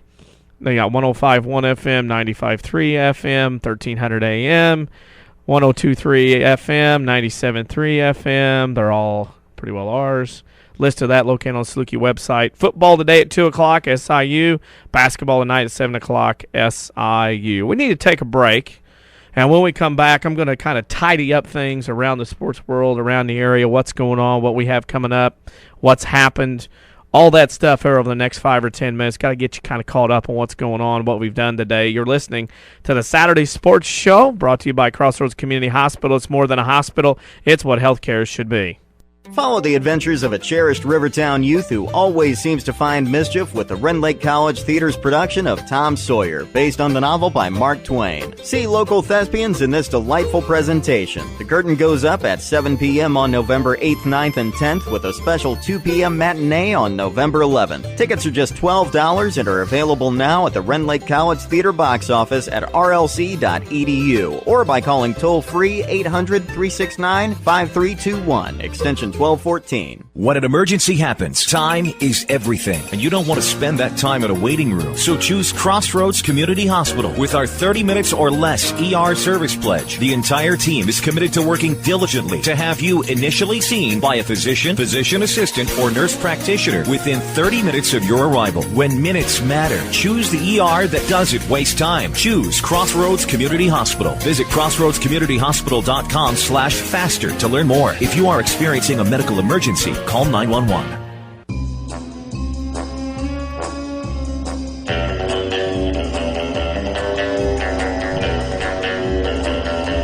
Nice. This one works too. Saturday Sports Show. Danny Zerwinski here. Mike Richardson and Chris Hugo on assignment. I like that. That's good.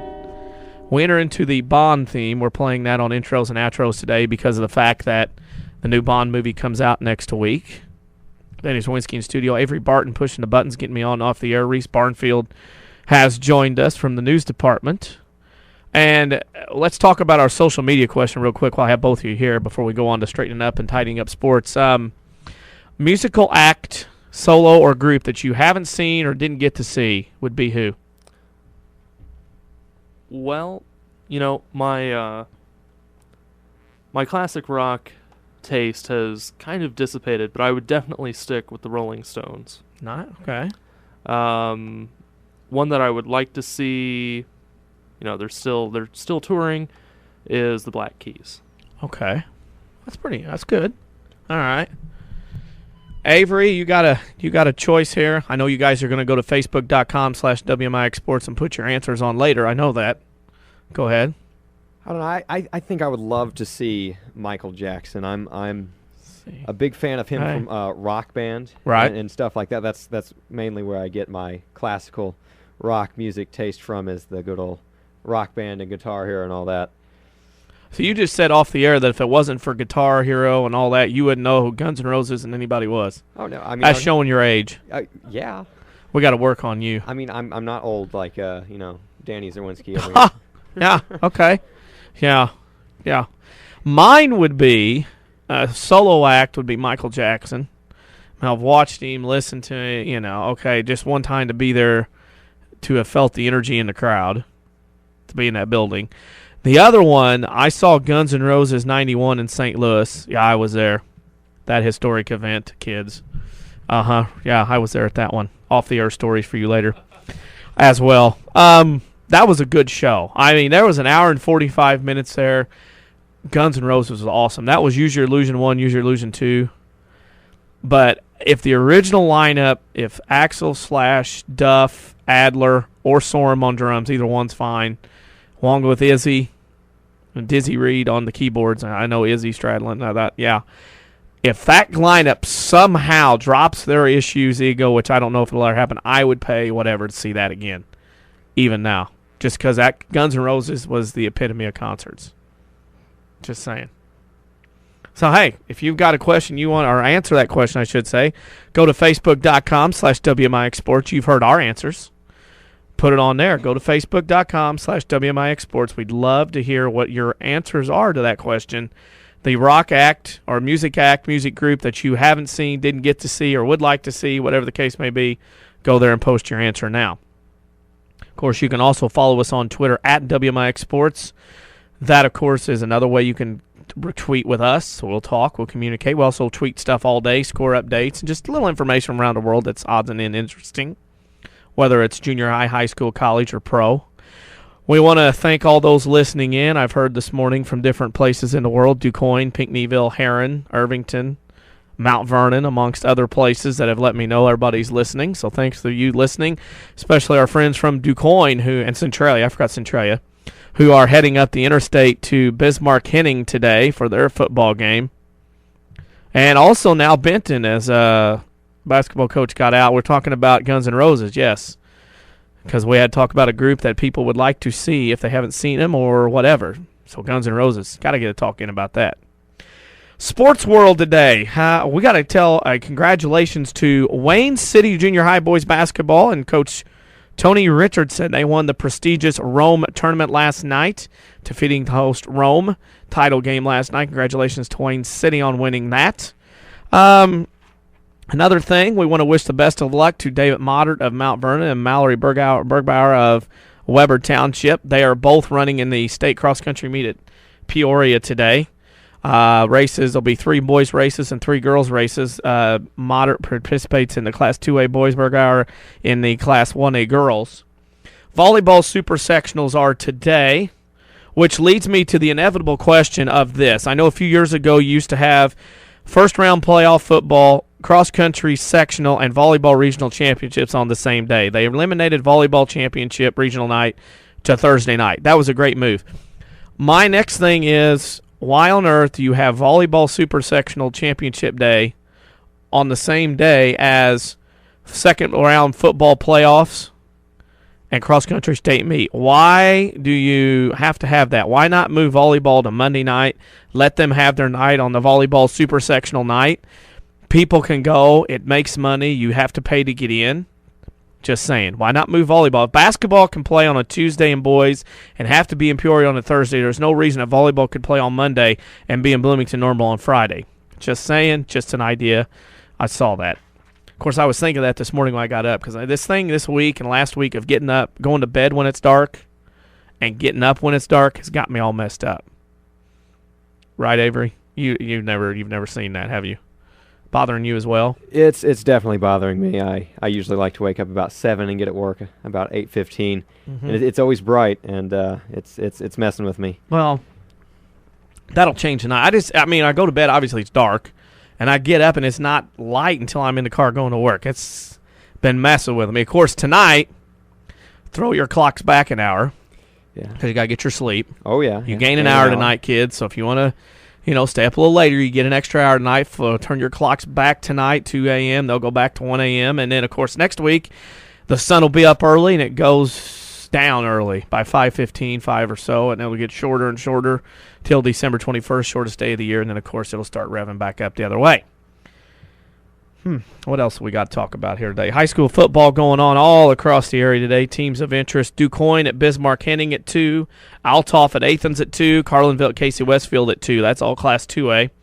Vienna-Goreville at Greenville at 2, and Benton at Carterville at 12 p.m. That's 3A. 4A is Charleston at Rochester at 6, Columbia at Harrisburg at 2, and Olney and Alton Marquette at 2 o'clock. And then 5A, Chatham-Glenwood at Jerseyville at 2, and SHG at Jacksonville at 1. And then one game tonight at 7:30, LaGrange Lions at O'Fallon at 7:30. Of course, you also have the cross-country state meet, as I mentioned, in Peoria. Volleyball super sectionals today. The area teams are super sectionals of interest. At Valmeyer today, it's St. Elmo versus Valmeyer at 4 p.m. And then at Effingham, St. Anthony at 4 p.m., it is Edwards County and Pana. In Class 3A, it's Salem at 7 p.m. now, Columbia versus Jacksonville, because Columbia, of course, is going to go probably make one big mass exodus from Columbia to Harrisburg for the football game at 2, and then drive up to Salem for the volleyball at 7, and drive back to Columbia. Now, that's a lot of mileage today, but I know Columbia will do it to support their teams. And in Class 4A, the super sectional, we have a team from around the area. Edwardsville will play Bennett Academy at Normal Community West High School at 1 p.m. today. Volleyball will wrap up next weekend, the state tournament in Bloomington Normal at Redbird Arena on Doug Collins Court. That'll be next Friday and Saturday for volleyball. And once that's done, football will be in the remaining fall sport open. Of course, high school girls basketball started practice Monday. Boys basketball will start practice on Monday. Hearing rumblings and rumors, and got an unofficial pairings for the Pyramid Tournament for Mount Vernon. I've been hearing that.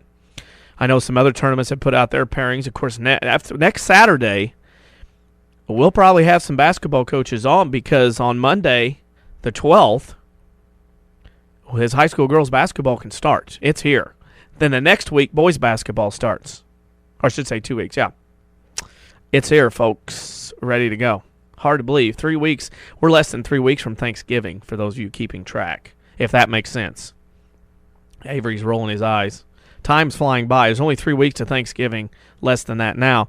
So we're going to start shifting gears. We'll have some football left, because obviously Benton or Carterville are going to be playing, and we want all our area teams to be playing next week. Quoin, we'd like to see Quoin, Althoff, Vienna-Goreville, Harrisburg all win. We want O'Fallon to win as well. All win and represent the area, so we can get some more people and more rounds in the football, because that's not been the case in recent years. So we wish all the area high school football teams good luck. But next week we're going to start transitioning into basketball, high school especially, with the girls' basketball season getting underway a week from Monday, and then boys 2 weeks from Monday as they start. Salukis are at home today in football at 2 p.m. The Saluki men's basketball team at home tonight at 7 p.m. exhibition-wise. You can always listen to that on Saluki Sports Network, a bevy of channels and radio available here on 105.1 Carbondale, on 95.3 out of Centralia, 1300 out of West Frankfort, 102.3 in FM in El Dorado, Harrisburg, 97.3 out of Carmi. Everybody's going to have Salukis on football and basketball today. Mike Reis, who, of course, was just on the Saturday Sports Show, will be broadcasting both of those games tonight. Busy day for him, gridiron and hardwood included. If I caught up everything, I keep looking around. Turn your clocks back. Interesting stuff in Major League Baseball going around. We can touch on that with the Cardinals, who are on WMIX FM when the season's going on. Mark McGwire is now leaving the Cardinals. He will head to Los Angeles to be the hitting coach for the Dodgers. And the alleged Dan Herron for Carlos Marmol trade between the Angels and the Cubs are still up in the air. NBA season is kicked off this week. NASCAR's down to its final 3 races. NFL football big. The Rams are off this week. You can hear every St. Louis Rams game on AM 940. WMIX each time they play. Of course, they're off this week. They have a bye.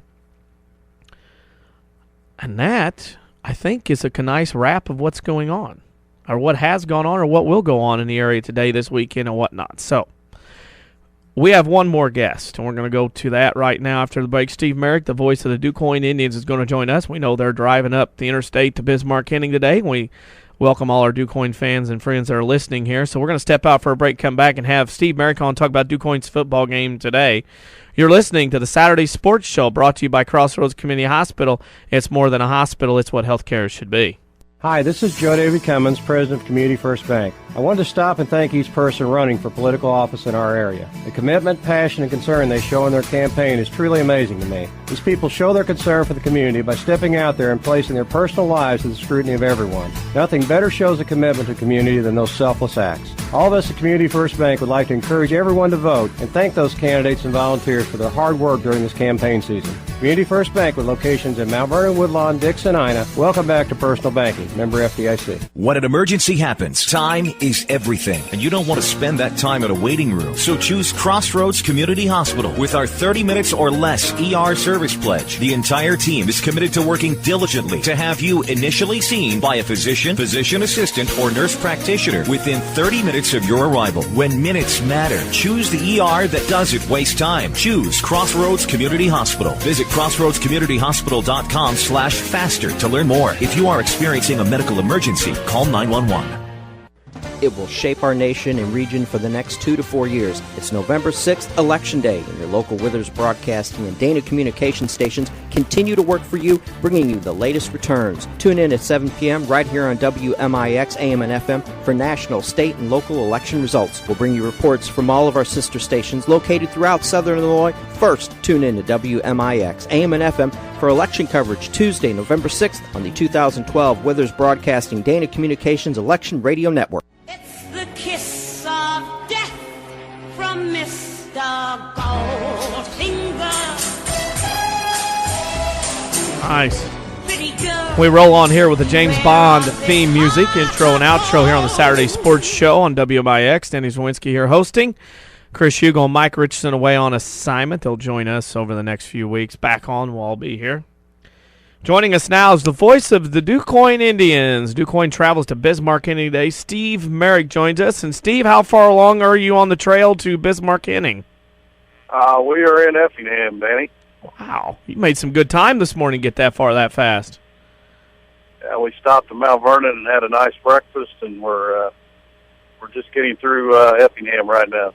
After a year off from the playoffs, coming back last week, hosting Johnston City at home, an interesting game. The Indians ran, 3 to 5 offensive plays in the first half, and we're still winning 13-6. Have you ever been a part of a game like that, where the team never ran an offensive play until the bitter end of the half? No, that was a very odd first half.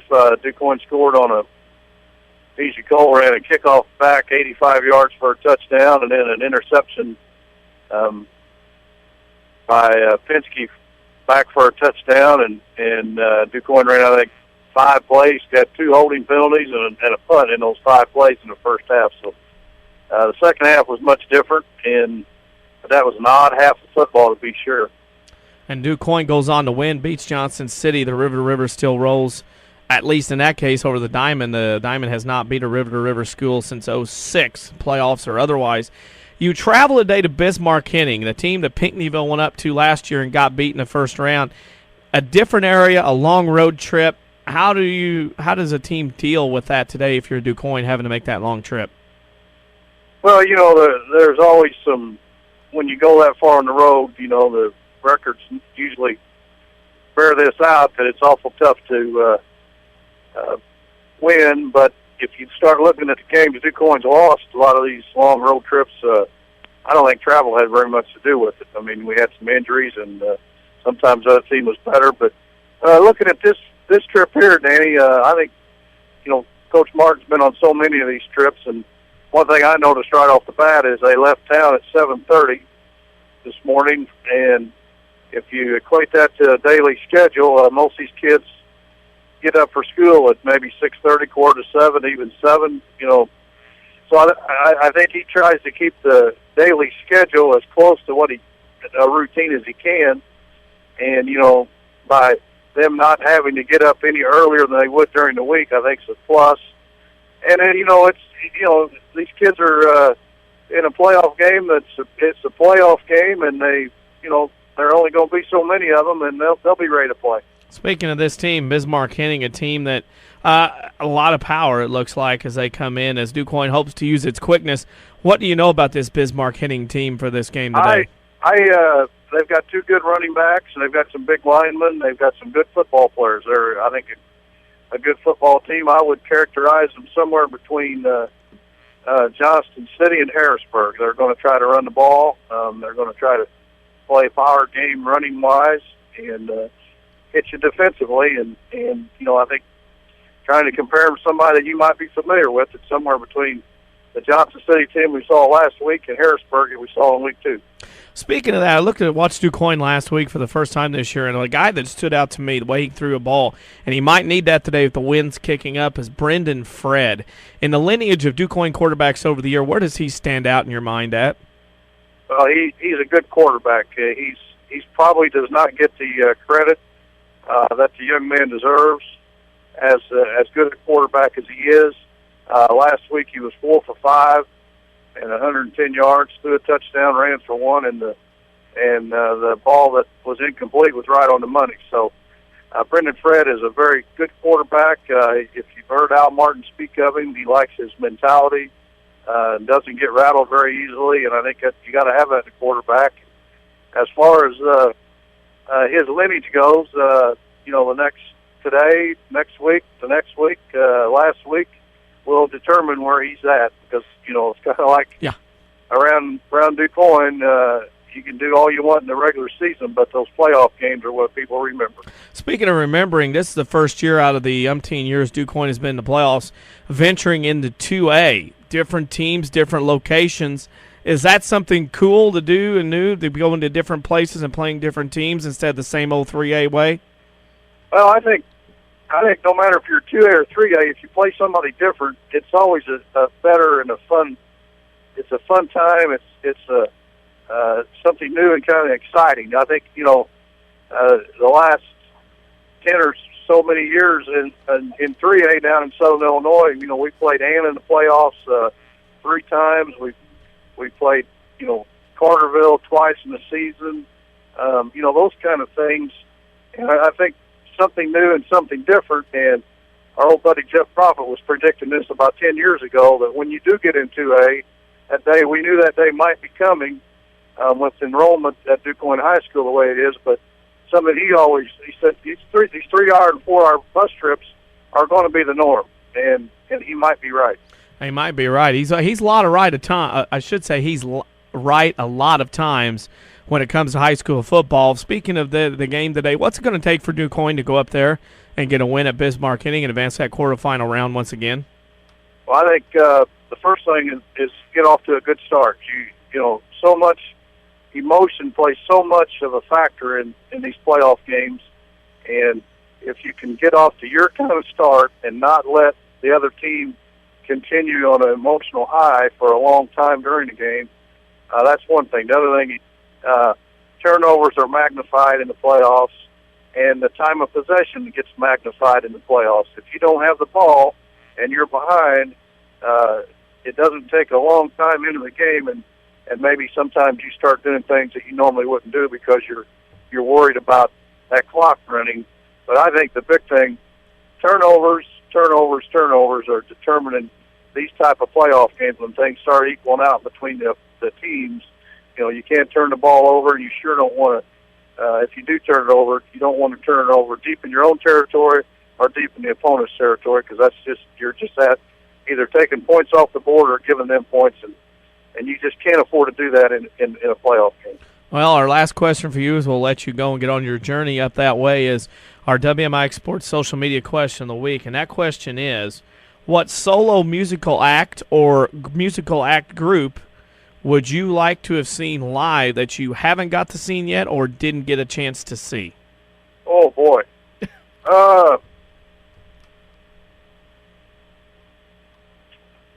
I'll tell you what, Danny. I'll have to say Elvis. Okay. I'd like to see Elvis when I was a young kid, but when he passed away. But I think that would have been a fun experience. Well, we hope that you have a fun experience today at Bismarck Henning. Go up there and represent the South and get a win and get the Indians in that quarterfinal round today. Good luck and have a safe trip. Thank you, Danny. Good to be with you. Thank you. Hope to talk to you soon. That's Steve Marek, the voice of the Quoin Indians. The Indians travel to Bismarck Henning today at 2 p.m. in a Class 2A second-round matchup in the IHSA state playoffs. We need to take a break. We'll come back and finish this show up, wrap it up for you, and all more here on the Saturday Sports Show, brought to you by Crossroads Community Hospital. It's more than a hospital. It's what healthcare should be. The state of denial is a drag and a trial. When I bought my cheap insurance, should have known this day would come. Now I've had an accident and I'm feeling quite alone. Called them at least 20 times, but they won't pick up the phone. Without personal service, my policy's kind of worthless. Get to a better state, State Farm. Don't deny yourself to call an agent. Tony Wilt in Mount Vernon, 242-1421. Hi, I'm Elaine. I've been a nurse with Good Samaritan for many, many years. One of the best things about my job is knowing that I work for a hospital that cares so much about the community. We're dedicated to attracting the best physicians and investing in the most advanced medical technologies. Whether it's radiology, oncology, or advanced heart care, we provide some of the nation's most advanced treatment options right here in Southern Illinois. That way patients never have to travel far from their families to receive the care they need. I'm always happy when families come visit, and starting in 2013, that sort of thing will happen even more. That's when Good Samaritan opens our all-new regional health center.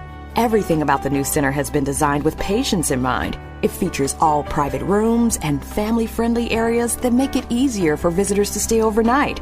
I can't wait to see what Good Samaritan does with this exciting new facility. Good Samaritan Regional Health Center.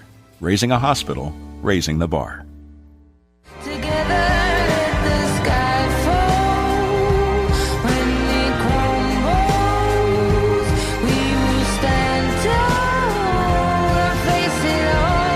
Welcome back to the Saturday Sports Show. Denny Zawinski here hosting. Chris Hugo and Mike Richardson away on assignment as we wrap up the final 5 minutes of the show. We have intro and outro with the James Bond themes over the years, start to finish. Of course, the Bond movie comes out next week, so that's why we've been James Bonding today, I guess you could say. We want to thank all of our guests for being on the show today. Those included Norm Sanders of the Belleville News-Democrat newspaper. You can go to bnd.com to read along with him or his stuff. He has some great stuff on high school sports and those teams in those Metro East area that we see and run into on a regular basis. And you can also follow him on Twitter at Norm Sanders. He has all kinds of good stuff he tweets along the way every day. Thanks to Benton cross-country coach Rod Shurtz for joining us. Also Benton high school football coach Jeremy Clodfelder. Benton, of course, Benton Cross Country has a runner at the IHSA State Cross Country meet in Peoria today, and we wish the best of luck to Mount Vernon's David Moddard, who's running in the Class 2A boys race this morning, and Mallory Bergauer of Weber Township, who's running in the Class 1A girls race this morning. We wish all the area runners and teams the best of luck up in Peoria today as the cross country season comes to an end at Detweiler Park. We also want to thank Jeremy Clodfelder, the Benton head football coach, for joining us. The Rangers play today at Carterville at 12 p.m. Jason Roper, Harrisburg's football coach, his team hosts Columbia at 2 p.m. today. John Shadowens, our WMIX sports correspondent, joined us at 9 to talk some football. Mike Reis, the voice of SIU Athletics, as well as Steve Marek, the voice of the Quoin Indians. Thanks to everybody who joined the show today. It was a pleasure to have everybody on. Reminder, if you would like to follow us, you can follow us on Twitter at WMIX Sports. That will get you a lot of tweets, the information daily. We always post scores, score updates, just various interesting tweets and information from around the Twitter world that for a sports fan of all levels you can read and learn and use. We feel like we do a pretty good job of that, getting that out there, tweeting and whatnot. So that's on Twitter. Follow us at WMIX Sports. You know, we also will, if you got a question for us, a lot of times we'll respond back, give you an answer. We like to chit-chat there on the social media. Also, You can go to facebook.com/WMIX Sports, where you can answer our WMIX Sports Facebook our social media question of the week. We also post a lot of different things on there, whether it's information from around the area that we get and put on there, whether it's information from around the sports world involving mainly high school sports. We like to try to stick to it that way because that's what we like to keep it as there is our sports coverage of high school sports. We come up with different random things from around the state, maybe around the nation, that come up and pop up that we can share with you. That's facebook.com/WMIX Sports. You can go to the other day and find not only the list of guests that we had on the show this morning, you can also find a calendar of events in the area and around the state today posted as well, and also answer our social media question of the week about the musical actor group that you haven't seen or would have liked to seen perform live. As we head in this first weekend of November, Thanksgiving being 2 weeks away, less than that, high school boys basketball practice will start on Monday. And then on a week from Monday, it will be high school girls basketball season will start.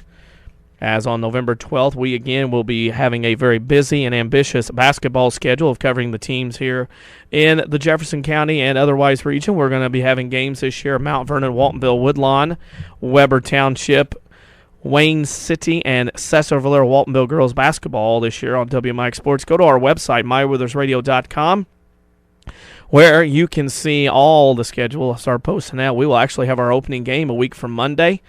I believe that first week we have a game on Monday, Wednesday, and Thursday as we start rolling into high school basketball. And a week after that, of course, we have Mount Vernon Rams basketball, and the Lady Rams will kick off. Week after that, we get into the county. So, and beyond with Wayne City, we enjoy bringing those games to you, and we look forward to doing that once again this year here on WMIX. Of course, we'll have live audio and video of Mount Vernon Rams and Lady Rams basketball all winter long. Thanks to our guests once again for being on the show this morning. Those included Norm Sanders, Rod Shurtz, Jeremy Clodfelder, Jason Roper, John Shadowens, Mike Reis, and Steve Marek. We remind you once again to turn your clocks back tonight before you go to bed. You gain an hour of sleep tonight. You turn them back. You gain that extra hour. Fall back, spring forward, Reis. Okay. Got you over there in the news. He was thinking about it there. Turn those clocks back 1 hour before you go to bed. And follow us on Twitter at WMIX Sports or Facebook.com/WMIX Sports and give us a like. For Reese Barnfield, who picked out the bumper music very well today, for Avery Barton, who got me on and off the air pushing those buttons perfectly, I'm Denny Swerwinski signing off for the Saturday Sports Show. See you next week. NBC News starts now.